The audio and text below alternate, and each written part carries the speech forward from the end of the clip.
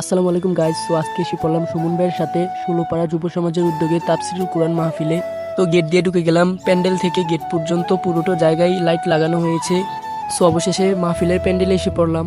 প্রত্যেক বছরই কিন্তু মসজিদের পাশে এই মাহফিলটা হয়, আর এই মাহফিলটার প্যান্ডেলটা অনেক ছোট, কিন্তু এই ছোট প্যান্ডেলে অনেক মানুষ আসে। আর এই প্যান্ডেলের উপরে যে কাপড়টা দিয়েছে এটা কিন্তু অনেক ডিজাইন করা, অনেক সুন্দর দেখা যায়। সো অবশেষে বিশেষ বক্তা বয়ান করতেছে, এবং কি পুরো স্টেজটা কিন্তু অনেক সুন্দরভাবে ফুল দিয়ে সাজানো হয়েছে, প্লাস্টিক ফুল। তারপরে আরেক পাশে দেখলাম ইসলামিক সঙ্গীত গাইতেছে, অনেক সুন্দর হয়েছে ইসলামিক সঙ্গীতটা। তারপরে মেলা থেকে ঘুরে এসে দেখলাম স্টেজে হুজুর উঠে গিয়েছেন, আর এই হুজুরের নাম হচ্ছে হাফেজ মাওলানা আহমদ আলী মোল্লা। আর হুজুর ওঠার সাথে সাথে কিন্তু প্যান্ডেলে অনেক মানুষই এসে পড়েছে। আর এই মাহফিলে প্রত্যেক বছরই আর কি বিরিয়ানি দেওয়া হয়।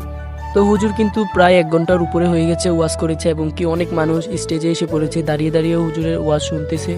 আর বেশিরভাগ শীতকালে কিন্তু মাহফিল হয়ে থাকে, এবং কি দেখলাম যে উষের পানি নিচে পড়তেছে। তো অবশেষে সবাইকে বললো যে সিরিয়ালভাবে বসে যেতে, কারণ বিরিয়ানি দিবে কিছুক্ষণের ভিতরে। তো মাইক দিয়ে বলে দিয়েছে মোনাজাত শেষে বিরিয়ানি দেওয়া হবে। তো অবশেষে মোনাজাত শেষে ক্যারেটে করে তাবারত আনতেছে স্টেজে।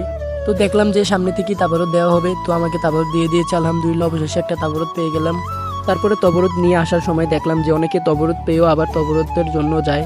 তো আজকের ভিডিও এখানেই শেষ করছে। আমাদের এমন ইন্টারেস্টিং ব্লগ ভিডিও দেখতে আমাদের পেজটাকে ফলো দিয়ে রাখবেন, এবং লাইক এবং কমেন্ট করে যাবেন। আসসালামু আলাইকুম।